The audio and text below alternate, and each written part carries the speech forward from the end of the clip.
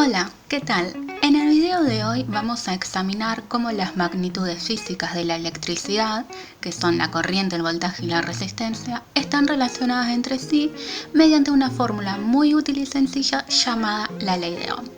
Comencemos. Primero recordemos la idea de circuito eléctrico, que es la combinación de componentes conectados de tal manera que proporcionan una trayectoria cerrada para la circulación de corriente. Para poder visualizar esto vamos a usar un simulador que, como bien pone acá, es de corriente directa, es decir que los electrones se mueven en un solo sentido, a diferencia de como habíamos visto, que es lo que sucede en la corriente alterna, que se van alternando en dos sentidos. Bueno, comenzamos colocando nuestra fuente que va a suministrar la fuerza necesaria para impulsar una corriente de electrones a través del circuito. Luego colocamos los conductores que proporcionan el camino para la circulación de esa corriente y unen la fuente con el receptor, que en este caso voy a elegir una lamparita que va a convertir esa energía eléctrica en luz. Finalmente, para tener el control de nuestro circuito y regular el paso de la corriente hacia la carga, vamos a usar el interruptor. Ahora, si apretamos acá, vamos a obtener la representación esquemática de nuestro circuito, donde se puede ver que el interruptor se encuentra abierto, por lo tanto el circuito está apagado. Pero si cambiamos la condición del interruptor, los electrones tendrán una trayectoria, ahora sí, por donde puedan circular, y decimos que el circuito está cerrado. En esta trayectoria, se muestra un sentido físico, porque el flujo de los electrones sale del terminal negativo y se desplaza a lo largo del circuito hacia el terminal positivo.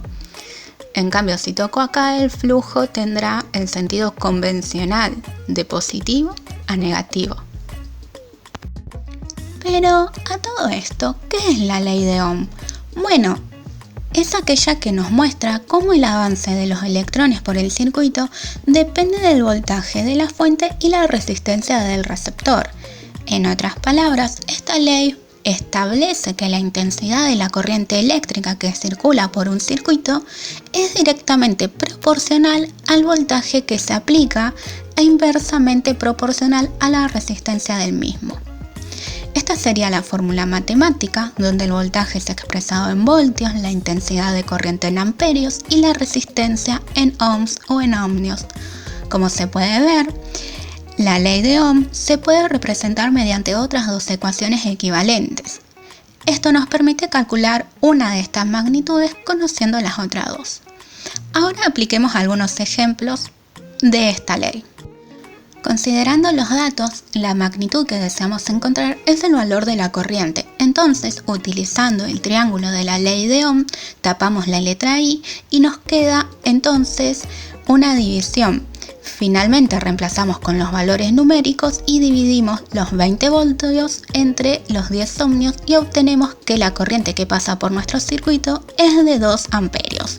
Comprobemos esto con el simulador.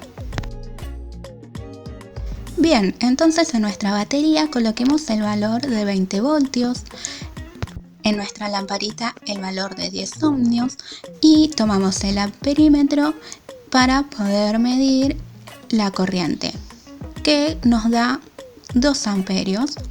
Pero ahora, ¿qué pasa si aumentamos el voltaje a 40 voltios sin variar la resistencia?